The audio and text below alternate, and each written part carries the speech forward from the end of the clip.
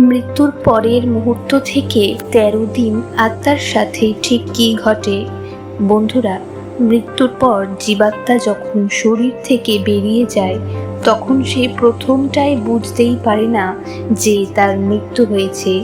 সে তার নিজের নিথর দেহটাকে বিছানায় পড়ে থাকতে দেখে।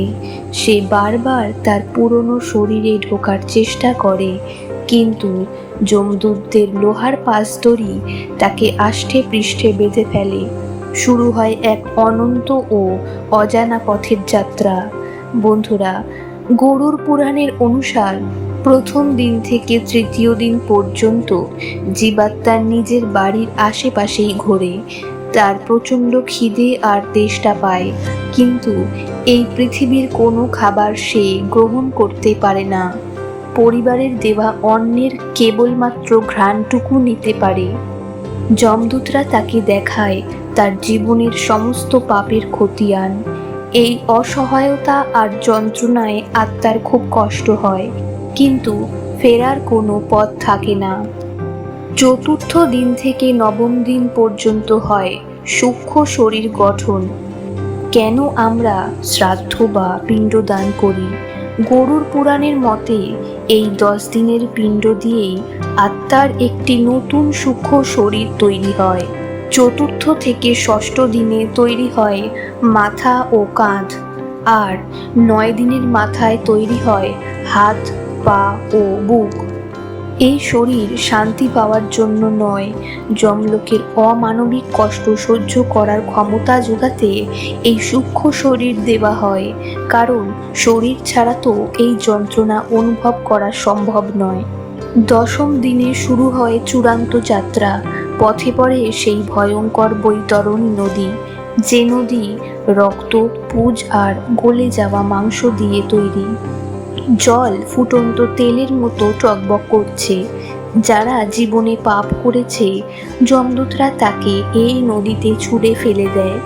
বিষধর সাপ আর রাক্ষসে কুমির সেই শরীরটাকে ছিঁড়ে খায়, কিন্তু পুণ্যবানের জন্য এই নদী পার হতে স্বয়ং ঈশ্বর নৌকা পাঠিয়ে দেন। যারা জীবনে গো সেবা করেছেন তাদের জন্য এই বৈতরণী নদী পার হওয়ার সময় এক দিব্য গরু এসে উপস্থিত হয়। সেই দিব্য গরুতে করে এই সূক্ষ্ম শরীর বৈতরণী নদী সহজেই পার হয়ে যায়।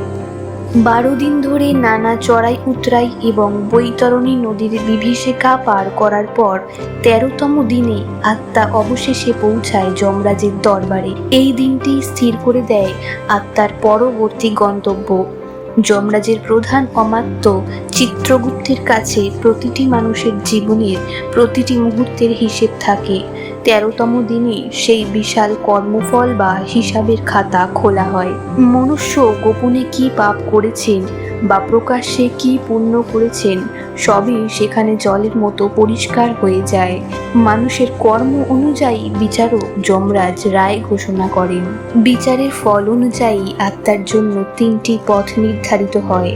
যারা জীবনে প্রচুর পুণ্য ও পরোপকার করেছেন তারা দেবলোকে স্থান পায়। যারা সারা জীবন শুধু পাপ, অহংকার আর অন্যের ক্ষতি করেছেন তাদের উপর নেমে আসে কঠোর শাস্তি।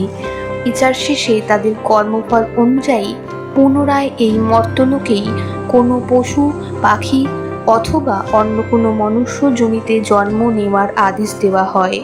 তাই বন্ধুরা, পরকালের পথে আপনার একমাত্র সঙ্গী হবে আপনার কর্ম। শুদ্ধ মনে ভগবানের নাম জপ করুন এবং সুকর্মের পথে চলুন, কারণ দিন শেষে শ্রীকৃষ্ণের চরণই হলো একমাত্র পরম গতি। সকলে ভালো থাকুন, সুস্থ থাকুন। হরে কৃষ্ণ।